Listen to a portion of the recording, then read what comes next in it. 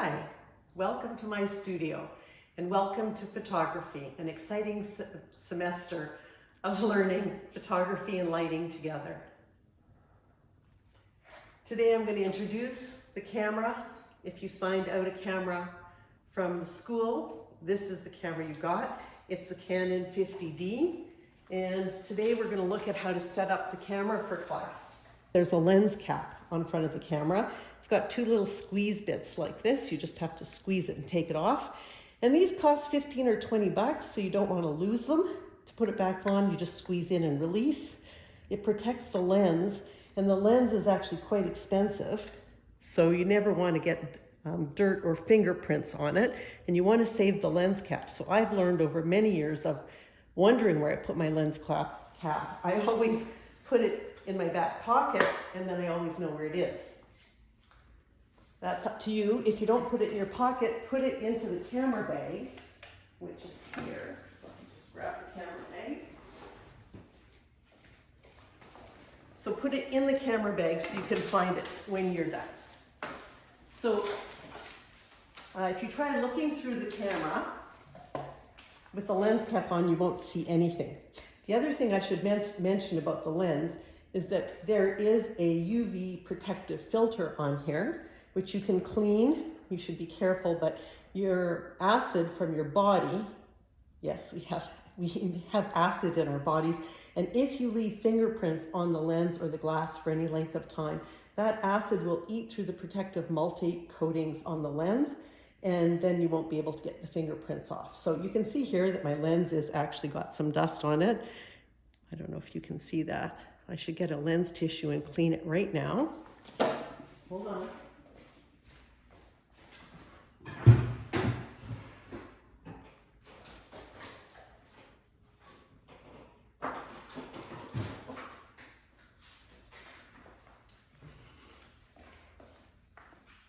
If you don't have lens cleaning tissues, Kleenex isn't the best idea because it has fibers that can scratch the lens.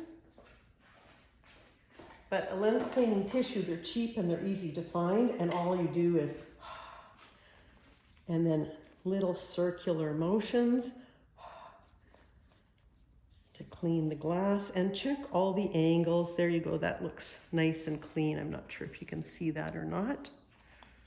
Should be good. The on button is kind of tricky here. You'll see there's off, on, and a second notch there. So you would think that that would turn on the camera, and it does. It comes back to life again. But some of the functions of the camera don't actually work when it's sitting in the on position. You really need to move it to that line so that it's fully on and operational. And right now, because where I left the camera, this window is the quick menu. It lets you adjust a lot of things in your pictures. You turn it on by under here, there's an info button, and press it to turn it off. It may not be on when you turn on your camera, and that's fine. If you want to bring it back up, press info once for certain information, press info again for this quick screen. I'm going to turn that off though right now, because using this screen does use a lot of battery. Not a lot, but more than you maybe want to. And I can see the same lens cleaning tissue will do a nice job. This is the viewfinder. This is the LCD screen. So while I'm talking about that, most of us are used to using our cell phones these days. I use my phone camera all the time, and I love it. So we're really used to looking at things through the LCD screen, not through the viewfinder. And it's a common problem with beginning photographers that they really want to use the screen. So you can turn that screen on here, pressing that button, and it moves the camera into live view. Can you see? You can see out the windows there again. Sorry about that. I'm going to turn that off though, because a lot of photographers starting out want to use that screen just like your cell phone. But in fact, that screen, not only does it use your battery up faster, but it's really a lot slower, especially with these cameras, than your cell phone. And when you're trying to focus, particularly on any kind of action that might be moving quickly, it takes a while to focus. It's pretty sluggish. So I would highly recommend that you get used to working with the viewfinder for shooting and not rely on this, particularly if you're trying to capture motion or action, which is our first project. So that's not the right way to use that screen. So let's look at the other controls. So we have certain information shows up here. Also, certain information is always visible right here. This big silver dial is called the mode dial. And we're not going to use any of the automatic modes. It's that green one, little green rectangle, is fully automatic. That's not allowed for this class. What you're going to work with in this class are those three settings: manual, aperture priority, AV, and TV, time value. If you have a Nikon, if you have a Canon, if you have a Nikon, it will just say T for time, which is shutter priority. So for our first assignment, you want to set the mode dial to TV opposite the little white dot. That tells you what you're set at. It's quite stiff, so it won't move accidentally, but it will move with a firm but gentle grip. So time value, that's what you want for our first part of our first assignment. For the second half of the first assignment, you will be switching to AV for aperture value. Okay, other settings on here we have, when you press these buttons here, they all give you different functions. When the camera stops responding, it works to save battery, and it's set to a 1 minute right now. So after 1 minute, the camera will shut off. You just press the shutter. This is the shutter. This is where you take pictures. Press the shutter halfway. Don't take a picture. It brings the camera back up to life and all your screens back up to life. So the first thing I'm going to look at is the white balance setting. This one right here, little light bulb, just turns that screen on. So if you're shooting in low light or at night, you can see it. So that's the little light bulb there. So you can see I have two settings here. There's metering mode and white balance. Each of those buttons has two different settings. When I press that with a nice firm press, sorry, I'll do that again, there. So there's my metering mode. That's how the camera evaluates the scene and decides to give you the correct exposure. You want to set it to evaluative metering, the first one. And in order to move that, sorry, it times out after a minute, you can use this main dial, this ridge dial right at the top of the camera here. And you can see as I move it, it moves through this row, and leave it there. That's good, it's set. And this dial, the quick dial, changes the bottom setting. So for white balance, and don't worry, we're going to learn more about all of this stuff as we move through the term. For the first assignment, push the white balance button again, you're going to leave it on auto white balance. If it's set to anything else here, set it to auto white balance right there. Green. So that's the first two buttons here. The next one, autofocus and drive mode. So you want one shot, and the drive mode, single picture. Okay, so that's that middle button, one shot and single picture instead of multiple pictures. But what's also helpful right here in the same button on the bottom menu is the self timer. There's the 10-second self timer or a 2-second self timer. Normally, when it's not COVID, students can sign out tripods and other equipment for daily use or overnight use in the studio or on location.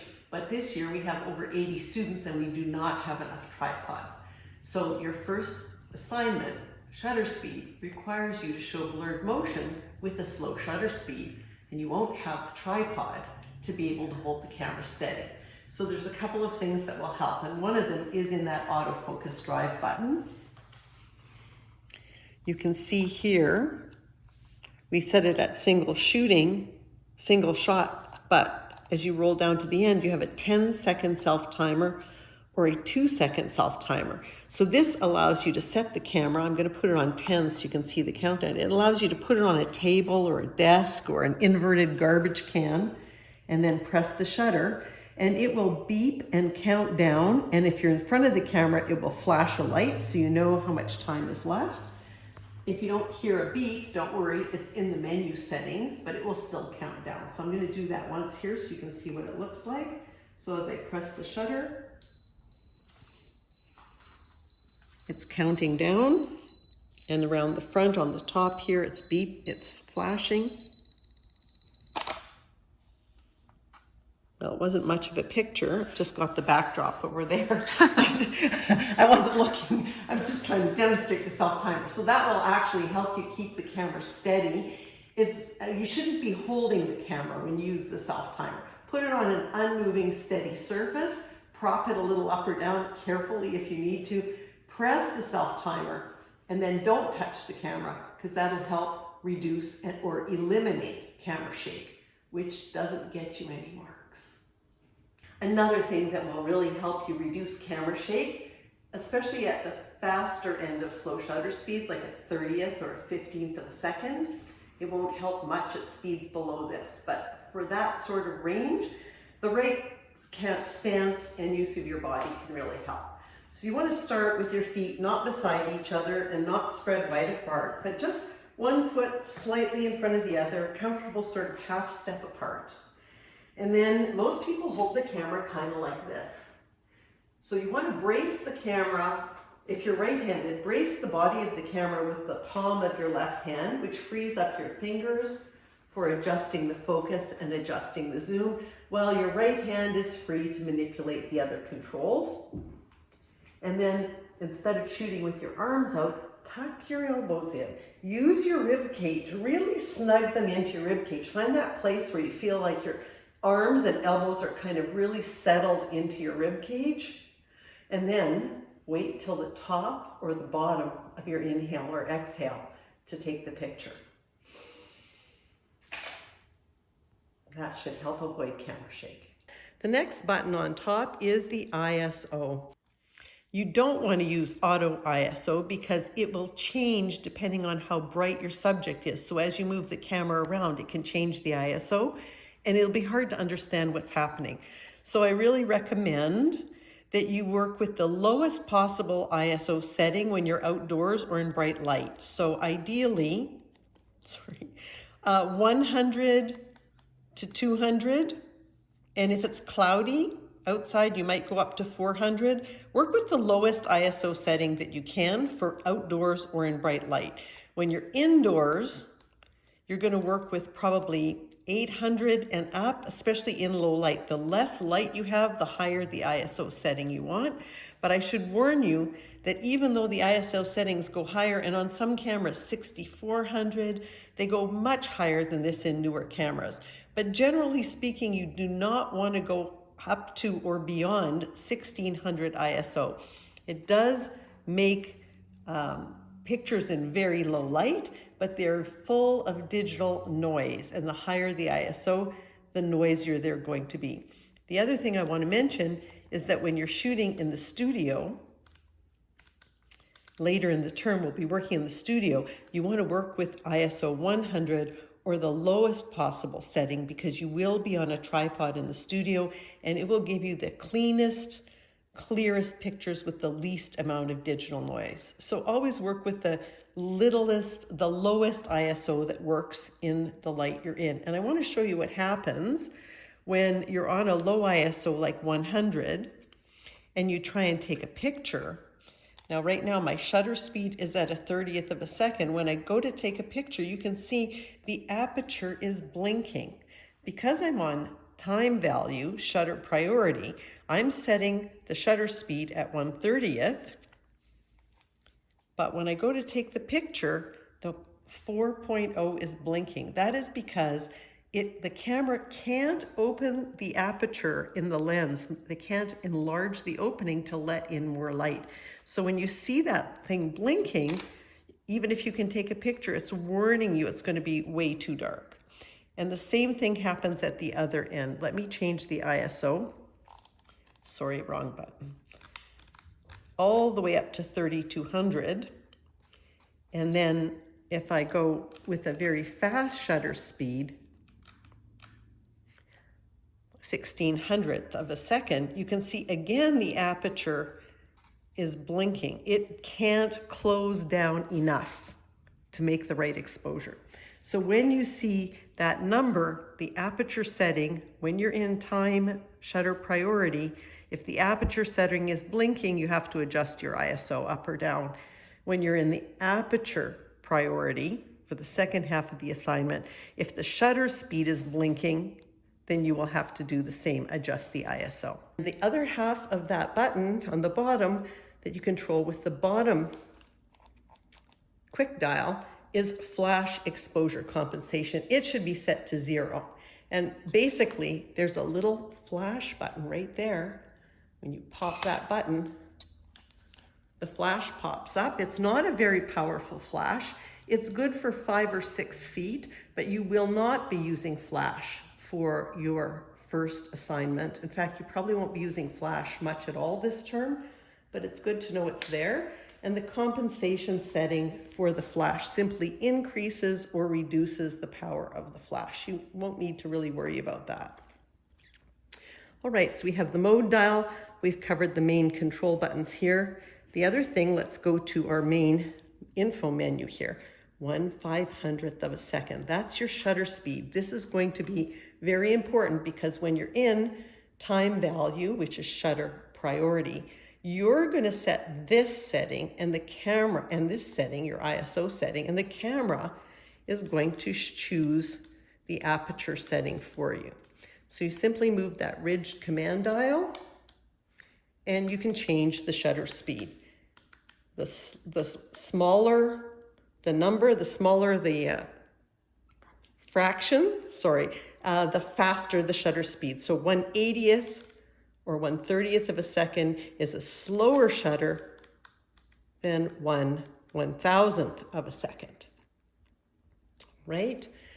This tells you you're set to shutter priority, time value. You want to make sure that the standard mode, there's an S in there, and that setting is right here beside the info button on the bottom. Don't worry about the others right now. Just make sure it's set to standard, the first setting right there. Turn that button off. White balance. So we set it to auto, and it's showing you that it's set to auto. There's our matrix, evaluative metering we set up right at the beginning. And then we're going to we set one shot. The self timer is still on. That's why it's good to check this menu, because as you recall, we set the self timer here, and at the moment I don't want that on, so I'm going back to single shooting and press the info button twice. I get that menu back. Now it shows 1 frame, single shooting, what focuses 1 shot at a time.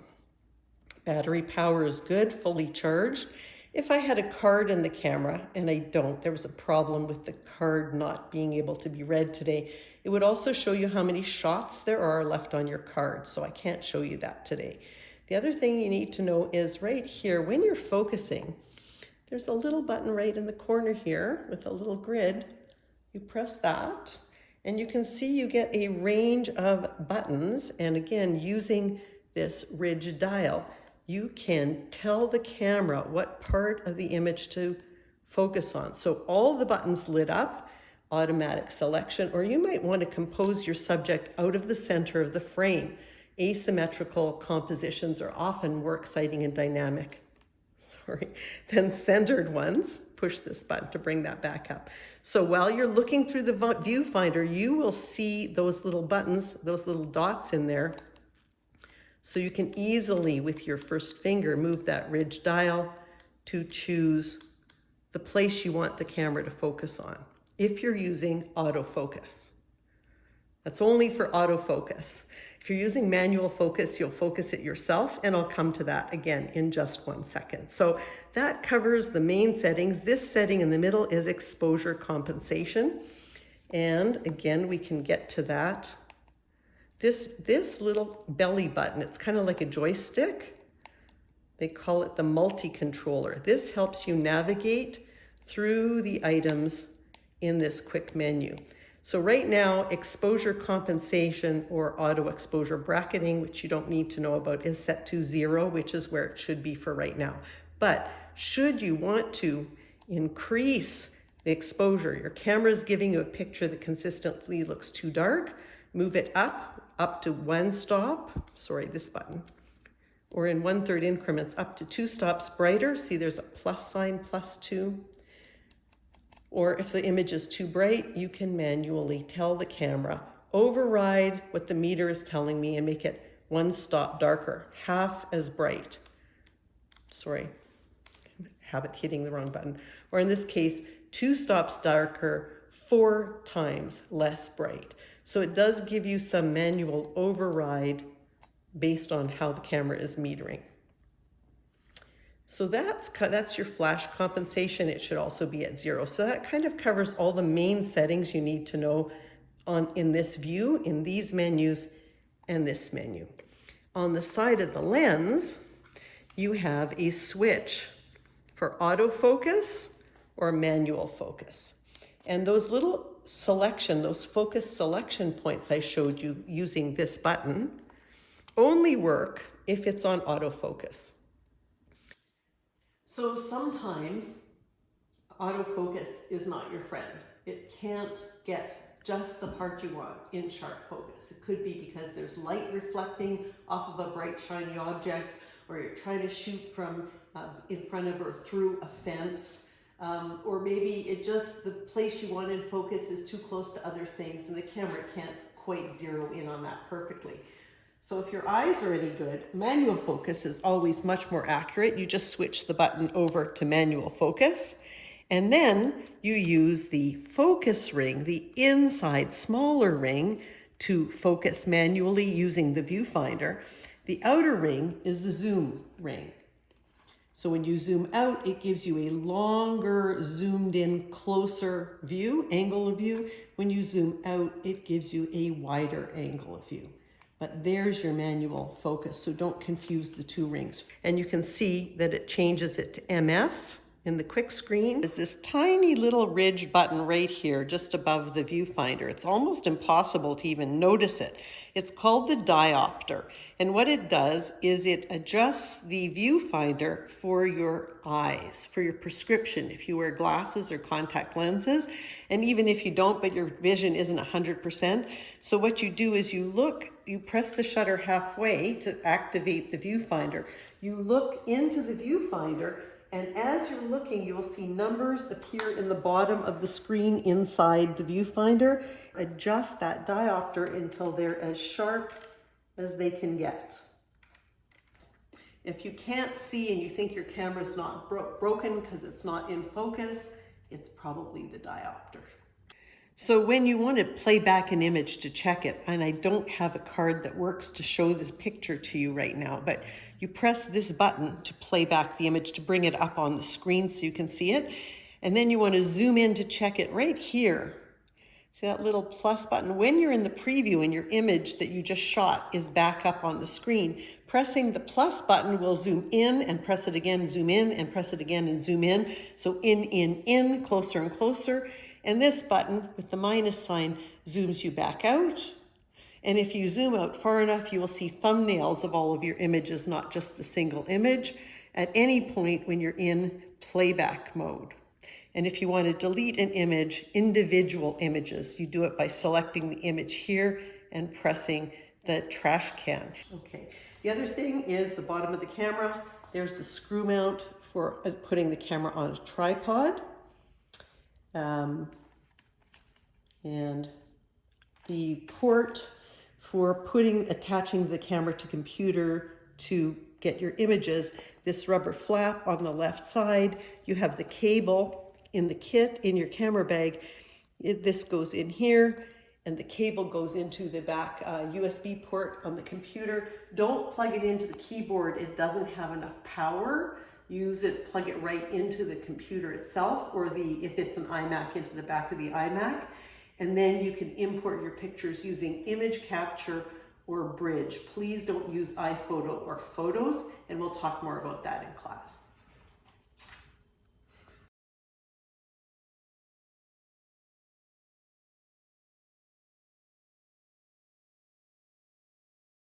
Press the menu button in the top corner here, and in the first red screen, you want to set the quality. So this is where you're going to press that center set button right there. And you want to set your camera to RAW, and we'll be learning a lot about RAW files. The top ridged dial sets the top row, just like in the other settings. And I usually ask my students to set to large JPEG. So what it's going to do is make two images, a raw file and a large JPEG. I believe if you're in Owen's class, he asks students to use medium JPEG. So either raw plus large or raw plus medium JPEG. That's what we're going to shoot all semester. If I go back to menu, there's the beep. If you want to hear the beep for your focus, your settings, etc., that's where you can turn it on or off. Again, just press the middle set button in the big dial to adjust that. And there's how you can make the image stay on screen longer with your review time. I'm not going to show you that because you don't need it. Use the ridge dial to move to the next menu. Exposure compensation, which we talked about in this menu as well, should be set to 0. And again, just press the set button and adjust the dial. So make sure that's set to 0 unless you want to make your exposure brighter or darker than what the camera meter is telling you. We've already set white balance up here, but you can set it there as well. I'm not going to worry about any of this. These should be set to 0, but your color space right here should be, use this command dial to navigate to color space. It could be sRGB or Adobe RGB. You want to be sure to set it to sRGB. And picture style should be at standard. We set that up in the top menu as well. Now, if I switch, go back to menus, I don't need to do anything there. If you want to erase all your images, that's one place to do it, but you probably won't want to do that. Auto point display. When we were talking about those auto points that show up in the viewfinder where your focus point, if you're not seeing them with that button in the viewfinder, enable that. It's right there. Use the dial to select, and then you will see them when you look through the menu. They will light up red and you'll see what the camera is focusing on. I don't think you can see through there right now. And then histogram has two settings. You want to choose brightness instead of RGB. The second yellow menu. If you want to make your screen brighter, you can make the screen brighter or darker. You probably don't need to fiddle with that. And if your date and time isn't right, you can change that there. That's all the menu settings you need to know. But the very most important one is the first one we talked about, that quality raw plus large or medium JPEG. Make sure you have that set correctly. All right, that's pretty much all the basic camera settings. The only thing else I need to tell you about is the battery. I missed doing that earlier. So in your camera bag, in my camera bag, the battery and charger was in the small outer pocket here. And I actually have two batteries. It's always a great idea. So that's where it should go, where you got it from, so you can always find it. Simply pop that out and plug it in the wall and make sure the metal contacts on the end of the battery slide, and it'll slide in with a click against the metal points, and it sort of snaps in. And when it's charging, it might take a minute if it has no charge, but it'll beep once with no charge, it flashes, doesn't beep. It goes 1, 2, nothing, 1, 2, nothing, half charged, 3/4 charged, or stays fully lit at 100%. I will warn you though, today I tested my battery and it said it was at 75%, and I put it in the camera and it died almost immediately. So that's why it's good to have a second battery. If you find you have a faulty battery and there's a problem with it, the equipment room, the central equipment room where you got your camera from will replace it with another battery for you. Just the email contact info is on the website, on Slate. After our first class and our second class, it will all make more sense. And don't worry, because the first half of the first assignment isn't due until week 3. So you have time to learn this. Don't be worried. It'll come together. All right, I think that's pretty much everything. So I really look forward to the semester with all of you and getting to know you and learning photography and lighting and seeing the wonderful things you make in your studio.